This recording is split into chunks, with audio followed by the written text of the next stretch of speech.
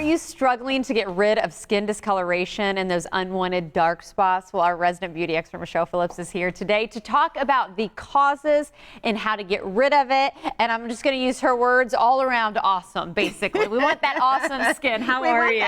Good. How are you? I'm good. And this is probably one of my most common asked questions, from clients and viewers is how do I get rid of skin discoloration? Yes. Hyperpigmentation, Yes. and then there's melasma.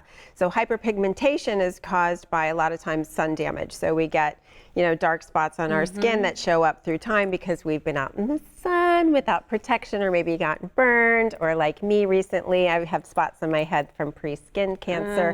You have to wear sunscreen. And so that's the first thing I was going to talk about, is to really prevent getting hyperpigmentation, wear sunscreen. And melasma is hyperpigmentation, but it's really caused by hormonal changes like pregnancy and things like that. But that can darken as well if you're not wearing sunscreen and you're out in the sun. I've learned that the hard way. So the first thing to do is protect your skin. Even though we're going to be getting into some cooler months ahead, wear a sunscreen on your skin every single day. Every single day. I know. My kids are like, what? I'm like, but there's great products out there for your face and then your they don't body. make it oily. I found some that don't make it oily, which is nice. Exactly. Go to my website and I'll give you all kinds of good ideas. And then the next thing is, if you want to get rid of hyperpigmentation, melasma is something that's a little different because it's hormonal, so you need to talk to your doctor.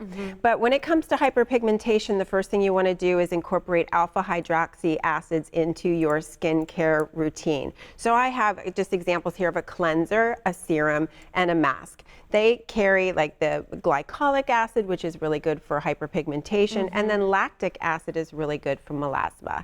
So those are just ingredients that you want to incorporate in your products, in your skincare routine.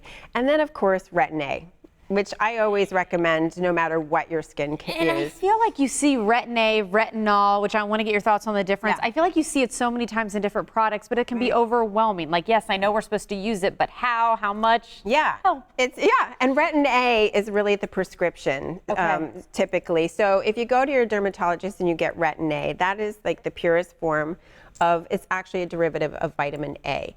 And they can be like 1% or 0.5%. It all depends on how much your skin can take. Retinol is a little bit more gentle on the skin. It is an over-the-counter retinol that you can purchase. It's a little bit less potent, but still effective.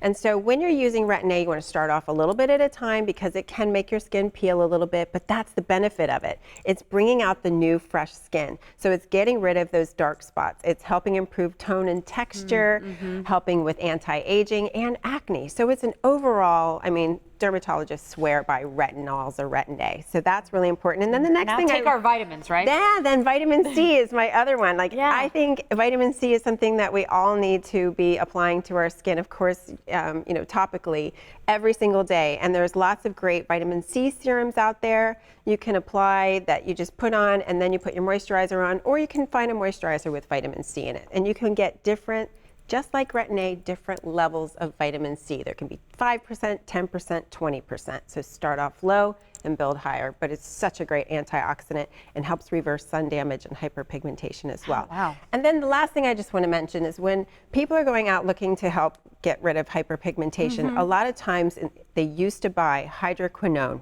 Yes. Okay, and that is something that is a no-no. It goes into your bloodstream, and after a few months, it can be harmful to your health. So there are many products out there that do actually target hyperpigmentation that do not carry hydroquinone. They carry a lot of the different ingredients that I've mentioned today. So keep your eye out for that, but if it's hydroquinone, talk to your doctor before you even try that. Good stuff. This is a good one and a problem that a lot of people have. So Michelle, thank you. Play it back again. It's a lot of info. And again, get your notepad ready. Where can people stay up to date? MichellePhillips.com, and you can go to my website and I'll have more information about this as well. Thank you.